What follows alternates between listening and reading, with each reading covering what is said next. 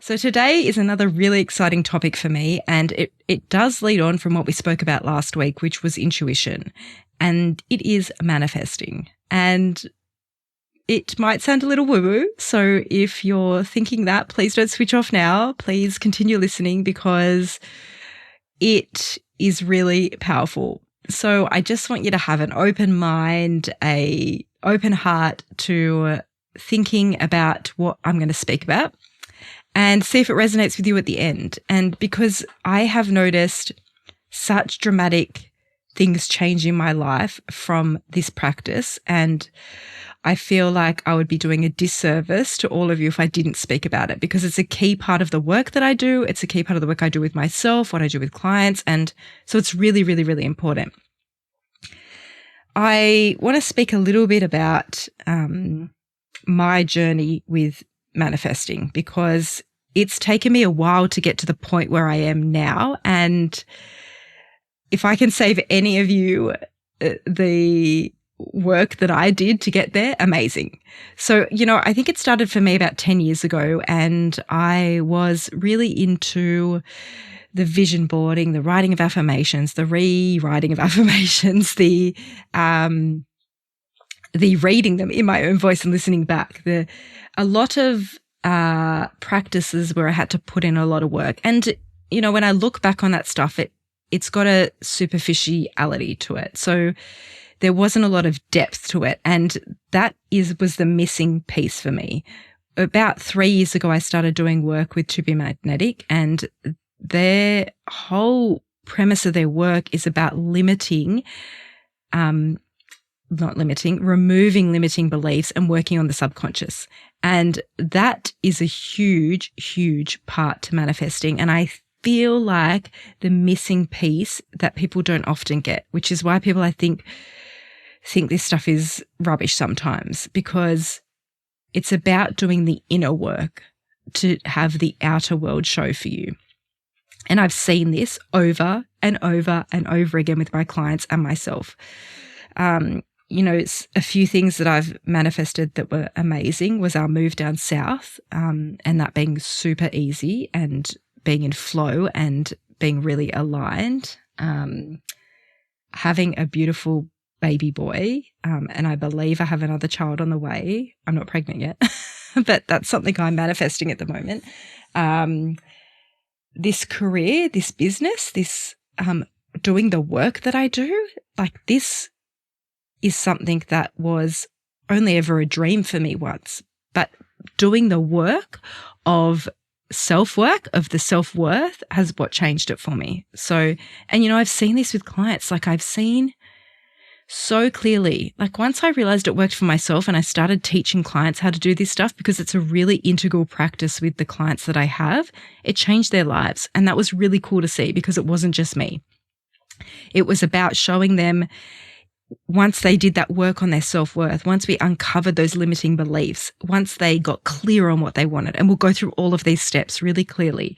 But once they did all of the work and they started to have these experiences or people show up in their life that were a reflection of what they wanted, that was powerful. That was really cool to see. And now for me, it just feels like this really easy formula that I know is going to happen for people. So it might take a little bit longer for some people than for other people, but I know, and I will hold that belief that it's going to happen for all of them if they do the work, and if they do the work on self-worth, because that is the biggest thing.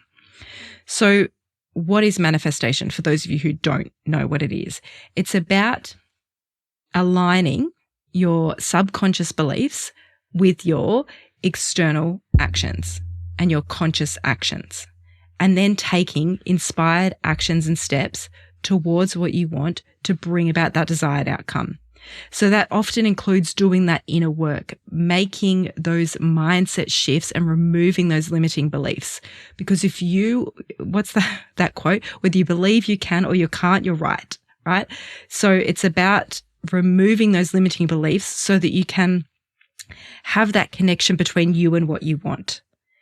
And it's about harnessing the power of the thoughts, your emotions, your actions to be able to attract those dreams, those realities, those aspirations into your life. So let's talk about how to do the work, because we all know I love a practical tip of how to do it. And this is something that you potentially can do alone. It's not something that you have to hire someone to work with you on. However, I will say this, it's not easy to identify your own limiting beliefs. That is sometimes easier done in reflection with other people. So that's the first step. The first step is to identify what those limiting beliefs are, what those fears are, what your insecurities are. It's about introspection. It's about looking inside and realizing what it is that you need to work on around your self-worth. Then it's about creating that strong sense of self-worth and understanding your deservingness, understanding that you are amazing and that you can have the life that you want and you deserve it. You're all worthy of it. Everyone is worthy of having the life that they want. And it's about co-creating that. It's about understanding, it's just about linking that outside world with the inside world, right? So the first step is always the self-worth work. And then it's about getting really clear on what you want. Identify what you want. Get really clear on what that looks like, what that feels like, what it would be like to experience that. Like put yourself in that world. Like imagine it's happening now. And then as you have these outside examples reflect back to you where your self-worth is at, that's when you know the work that you need to do. When you get triggered, amazing time to do the work. Why are you being triggered? What's happening for you that you feel like you need to work on that area or that belief? Such a cool way. Most people go, oh, I've been triggered and I hate it. And it's really a great way to know the area that you need to expand into, that you need to work on more.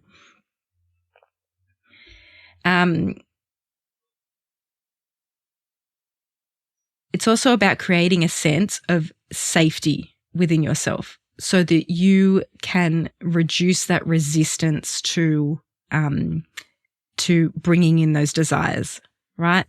And surrendering is huge because you have to do all the work on yourself. You have to write your list, get really clear on what you want, and then you have to let it go and trust that it is going to happen in the time that it needs to happen. And you will be shown, just trusting full stop, right? Trusting is so huge that the universe is going to give you the lessons that you need or the outcomes that you need with you. So you can co-create that. It's not like it's just happening on its own. However, trust that the lessons that are coming through that aren't always the best and the most fantastic, there's still something to learn in them. So trust is such a huge, huge thing because you trust yourself. When you've got that trust of yourself, that you know that you can make this happen, you trust the universe or God or higher power, whatever you want to believe in, then you can get there, right? So self-worth, get really clear on what you want and then surrender and trust and believe, right? Believe that it's going to happen and then be open to receiving. And this is another really, really key thing. To be able to be open to receiving, you have to be in your feminine. You have to be able to receive. And so practice receiving through when someone offers to buy you a coffee, don't fight with them. Say, yeah, thank you. I'd love that. You can buy them in one another time, but just practice receiving gifts, compliments, love, practice receiving all of the things. And then when something does come through that you've worked on, that you've manifest, make sure that you celebrate, make sure you acknowledge the work that you've put in. I quite often say to my clients, like when they first meet someone that aligns with all of their list and they're like, whoa, this is so weird. Like, how did I make this happen? How is this possible? I always reassure them, this person isn't a one-off. They've made this happen. So it doesn't matter if it's this person is not the person. The next person to come along will be the same person because you've raised your self-worth to a level of that's what you believe that you deserve. So when you can get to that level, it's not about that one person coming in. They're not one in a blue moon. You know, there's another person that can come along, but that is that trust.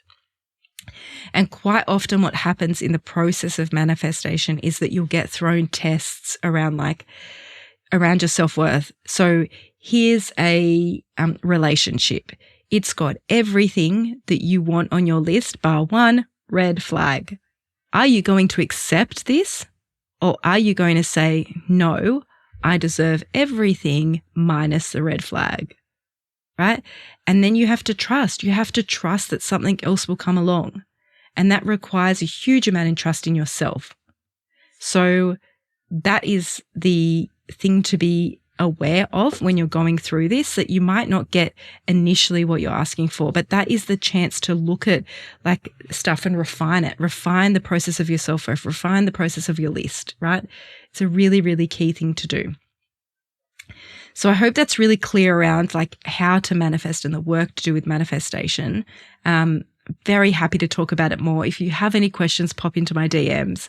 And the work that I do with To Be Magnetic is amazing. So I would highly, highly recommend that, because they have, they're backed by a lot of science, backed by a lot of psychology. It's not just woo-woo stuff. It's actually stuff that can work and can change your life. So power to it. All right, everyone, have a great week. I'll see you next week. Soon coming up on the show is some amazing guest interviews, which I'm really, really, really excited to bring you. I've been pre-interviewing guests for the show to come up soon. So I'm just so excited to share this space with some other amazing people. So keep your eyes out for that, and I'll see you next week.